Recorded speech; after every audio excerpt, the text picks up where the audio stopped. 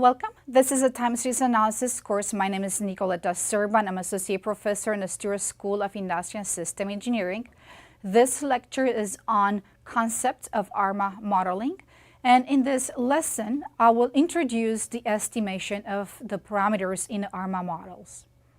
Let's review the parameters in the ARMA model. The error coefficients denoted with phi1 to phi p and the MA coefficients denoted with theta 1 to theta q are unknown parameters. But if the process has non-zero mean, then mu, the mean of the process, is a parameter along with the variance of the white noise ZT. Commonly, we estimate the mean parameter mu first, then subtract it from the process, assuming a zero mean process. Thus, we only estimate the AR and MA coefficients and the variance parameter. Importantly, we estimate the parameters assuming fixed orders P and Q. But when we feed an ARMA process, it is uncommon to know exactly the orders, and thus we need to employ a rigorous approach to identify the orders P and Q also. We'll discuss this aspect in the next lesson. Let's begin with the simplest approach to estimate an AR process. The AR process describes the relationship between xt and the lagged observations of the time series xt minus 1 to xt minus p in a linear fashion. It is natural to think of the lagged observations xt minus 1 to xt minus p to be predicting variables in a linear regression model. Thus, we set xt minus 1 up to xt minus p to be predictors and regress them onto xt to estimate the error coefficients or the linear regression coefficients phi 1 to phi p and the variance of the white noise sigma squared. Furthermore, we can select the order by using a model selection approach. One important limitation of this approach is that statistical inference can be performed only by assuming normality of the white noise. Alternatively, we can use the so-called Yulee-Walker equations to estimate the error coefficients, which is a method of moment estimation approach. To derive the Yulee-Walker equations, we multiply both sides of the error model equation by xt minus j, for j taking values from 0 to p. For each j, we obtain one equation as provided on the slide. We thus have p plus 1 equations to be used to estimate the error coefficients and the variance of the white noise, a total of p plus 1 parameters. The system of equations is linear and thus straightforward to solve. We can alternatively write the system of equations in a matrix format as provided on the slide. Capital gamma P is a matrix where the ij element is the autocovariance at I minus j. The gamma P of 1 is a vector of the autocovariances at lags 1 up to p. We estimate the vector of coefficients phi from this equation. Furthermore, once we estimate the error coefficients, we can use the first equation from the previous slide to estimate the variance. The Yulee-Walker equations are expressed as a function of the autocovariance function, which is unknown and thus it needs to be estimated. Thus, in the equations provided in the previous slides, we replace the true unknown autocovariance at lag 0 to p with a sample autocovariance. Thus, we can now estimate the error coefficients from the system of linear equations using the sample autocovariance function. When p is large, instead of inverting the gamma p matrix to solve for phi's, we can instead use a so-called the Darby-Leveson recursive algorithm, which requires little computational effort. With the estimated error coefficients, the fitting model is the error model, replacing the true unknown coefficients with the estimated ones. It's also important to establish the statistical properties of the estimators for statistical inference and for a better understanding when the approach will provide good estimators based on the bias and variance of the estimators. It has been shown that the estimators for the error coefficients using the Yulee-Walker equations have an asymptotic normal distribution, where asymptotic here refers to large sample size or large length of the time series. Importantly, the estimators are also asymptotically unbiased, meaning that the expectation of the estimator is equal to the true parameters, the true parameter estimated under large sample size. Moreover, because the variance of the estimator depends on 1 over n, then it can be shown that the estimators for the error coefficients are also consistent, meaning that as we increase the sample size, the length of the time series, the estimators reach the true parameter in a probabilistic standpoint. The estimators for the variance parameter sigma squared is also consistent. Last, we can also show that the partial autocorrelation has an asymptotic normal distribution with mean 0 and variance 1 over n for all lags larger than p, the AR order. We can use these asymptotic properties, particularly the properties of the sample PACF, to test for the AR order, as I illustrated in the previous lesson. And we can calculate approximate confidence intervals for the parameters to make inference on the error coefficients, for example, whether they are statistically significant. But Yulee-Walker approach does not work for an MA or more generally for an ARMA process. It can lead to non-unique solutions and/or can provide high variance estimators. Thus, a different approach is used to estimate MA processes, the so-called innovation algorithm. Because MA processes are linear processes, we can use the innovation algorithm briefly introduced in the previous lecture on the basic of time series, in which the coefficients of the linear process can be determined recursively. Just like the Yulee-Walker approach to obtain estimates of the MA coefficients, this approach is a method of moments estimation approach. The recursive equations are on the slide. The properties of the estimators for the innovation algorithm are more complicated to derive, but loosely speaking, for a fixed order, Q, it can be shown that the estimated MA coefficients are asymptotically getting closer to the coefficients of the linear process from which the MA process is derived, thus some sort of consistency of the estimated coefficients. We can expand the idea of innovation algorithm to estimate the coefficients of the more general causal ARMA process. This is because the causal ARMA process can be represented as a linear process, and thus the innovation algorithm, which applies to linear processes, also applies to causal ARMA processes. Note that the innovation algorithm does not apply to ARMA if not causal, hence the relevance of the property of an ARMA model to be causal. In summary, in this lesson, I introduced a set of estimation approaches for ARMA models. Thank you.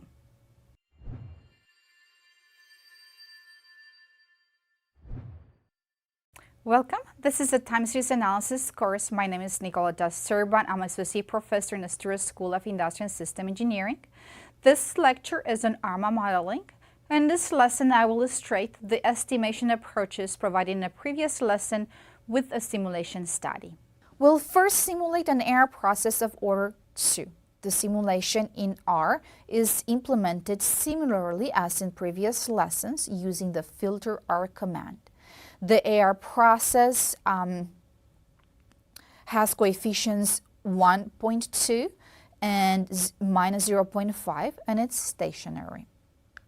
Further, we can define the predicting variables and the responses as in data 2 matrix, where x1 corresponds to xt minus 2 and x2 corresponds to xt minus 1. And y is the response. We apply the LMR command to fit a linear regression model with the input of the response on the left of tilde and of the predicting variables on the right of tilde. In order to obtain a summary of the estimated coefficients along with statistical inference and their statistical significance, we can use the summary command with the input the fitted model. A portion of the output of the model is here. In this output, we have information about the estimated coefficients for x1 and x2 on the second and third row. The estimated coefficients for x1 corresponding to xt minus 2 and for x2 corresponding to xt minus 1 are similar to those from the simulated model with slight variations, minus 0.48 instead of minus 0.5 and 1.17 instead of 1.2. Note that the estimates are not expected to be exactly the same as the true parameters, since there is randomness in the data. But if the model appropriately captures the variations and patterns in the data, they will be close to the true parameters. We'll look at this aspect at the end of this lesson. From this output, we also find the p-values for x1 and x2 provided in the last column. And those p-values are very small, indicating that the regression coefficients corresponding to these predictors are statistically significant. We can further use the t-test to evaluate whether the coefficients are plausibly equal to the true parameters. That is, for example, if the regression coefficient for x1 is plausibly equal to minus 0.5. For this, we recompute the t-value of the t-test as the difference between the estimated coefficient minus the null value, minus 0.5, divided by the standard error of the estimated coefficient available in the R output. Then we can compute the p-value of the test as 2 times 1 minus the probability of the normal evaluated t-value. The p-value from this test is large, indicating that it is plausible for the coefficient to be equal to the true value minus 0.5. Such statistical inference can be learned from the regression analysis course also available online. The upper plots are the time series plots of the simulated AR from the previous slide along with the PACF plot. The time series plot shows some non-random pattern, and the PACF plot shows that the PACF is large for the first 2 lags, indicating an AR2 model. The lower plots are the time series plot for the residuals from the linear regression model from the previous slide, along with the PACF plot of the residuals. The time series plot of the residuals looks patternless, and the PACF plot has all of the bars within the confidence band, indicating that the PACF is plausibly close to 0 for all lags, an indication of an AR0 or of a stationary or a white noise process. Thus, the linear regression provides a good fit for the AR model. In this slide, I simulated an AR1 model but fitted a linear regression model with the predicting variables corresponding to xt-1 and xt-2, thus fitting an AR2 model. The output of this R fit for the linear regression model using the 2 predictive variables is here.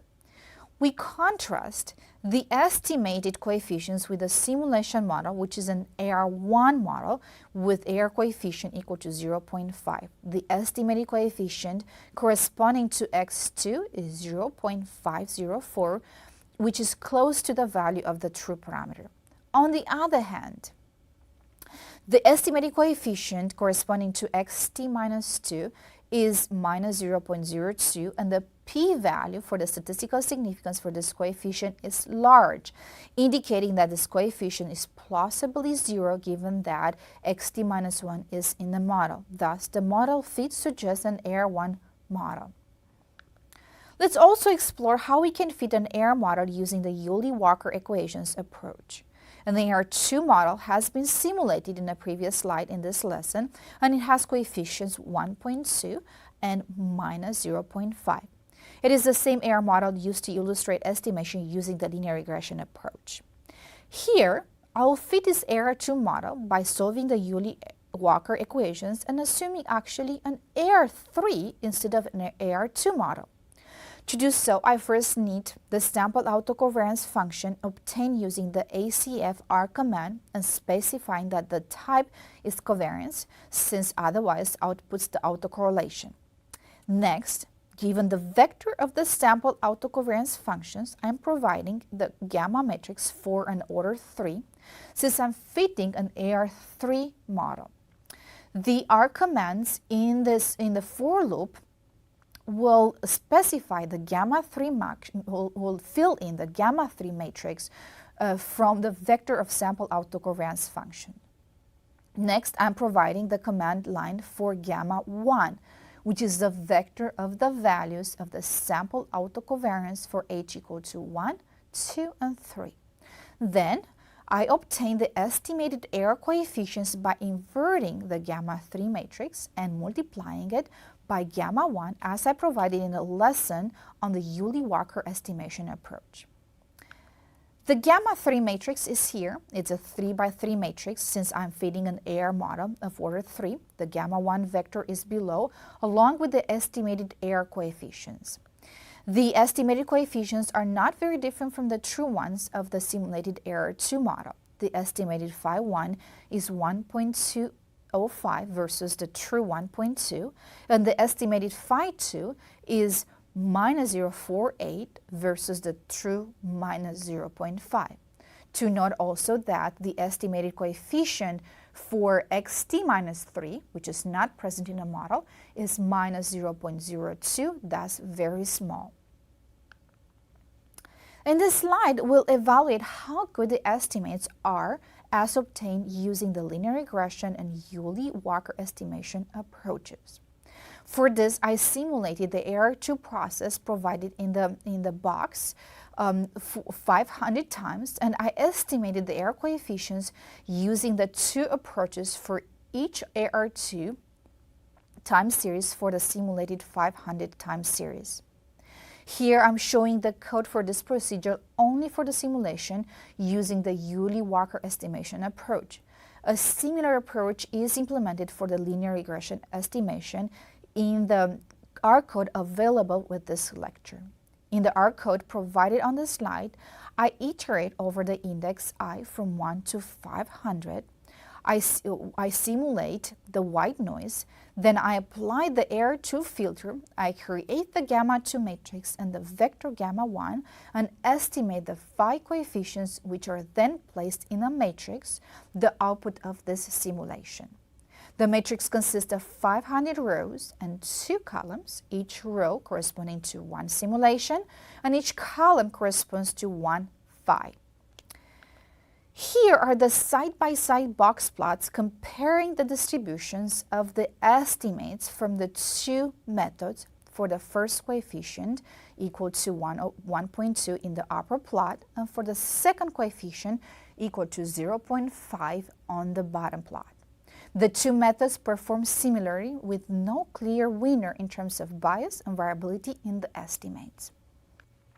In summary, in this lesson, I illustrated the estimation of approaches that are based on the method of moments for the ARMA model with a simulation study. Thank you.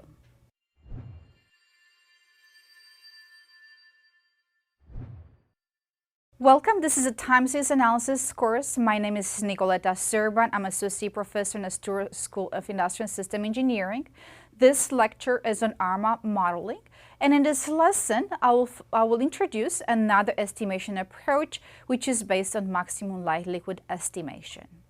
Let's review once again the parameters in the ARMA model. The error coefficient is denoted with phi 1 to phi p, and the MA coefficients denoted with theta 1 to theta q are unknown parameters.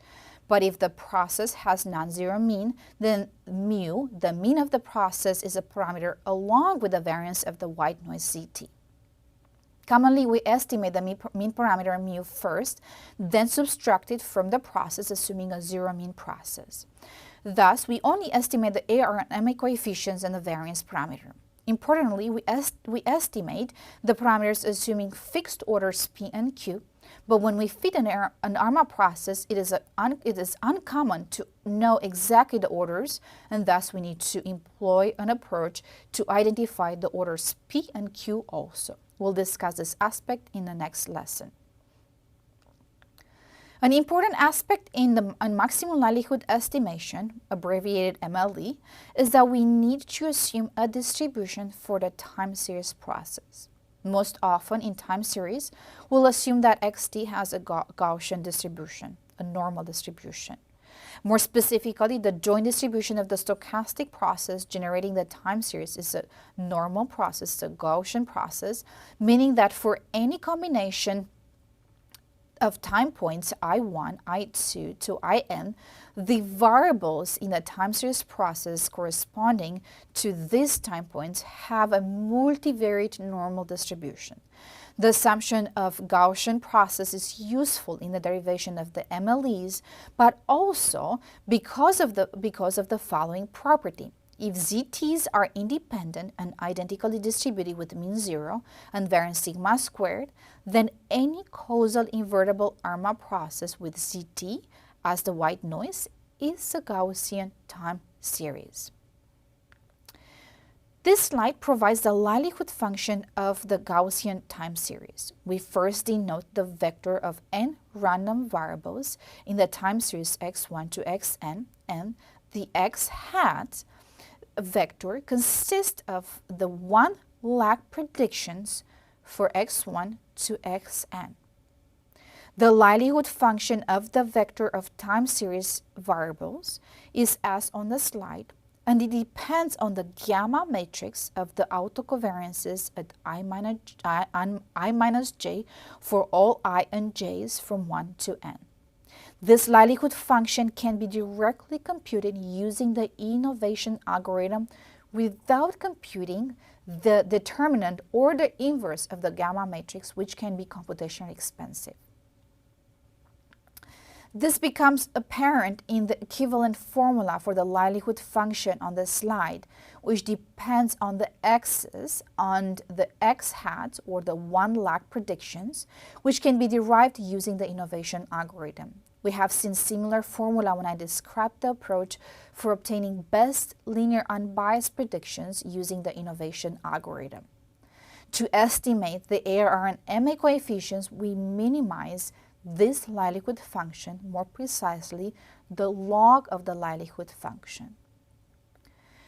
One of the most straightforward implementation is for an AR model. The linear regression approach described in one of the previous lessons in this lecture provides MLEs, maximum likelihood estimators, as soon as we assume that the error term ZT are RIID with constant variance and from a normal distribution.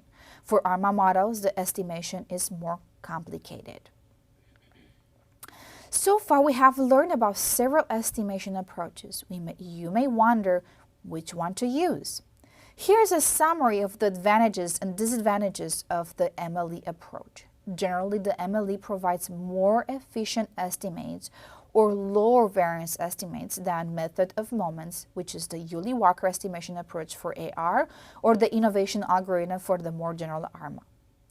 Often, for many time series, the Gaussian assumption is reasonable, but even if we were to assume a different distribution, the asymptotic properties of the MLE hold regardless whether we assume a Gaussian or other distribution. Some of the important disadvantages is that the estimation of MLE for correlated data, such as time series data, involves solving a complex optimization problem that is challenging to optimize. The estimation is done only numerically for ARMA models. Another limitation is that because MLE is done using numerical algorithms, we need to choose a good starting point. Often, we can use other estimators for this step. But we can choose preliminary parameter estimates using the method of moment approaches. For AR models, we can use the Yulee-Walker estimation approach. For an MA process, we can use the innovation algorithm, while for the more general ARMA process, we can use the innovation algorithm or other algorithms such as the Hannan-Resonant algorithm, which begins with estimating an AR model of higher order, which is used to estimate or input the unobserved noise ZT, called here ZT hat.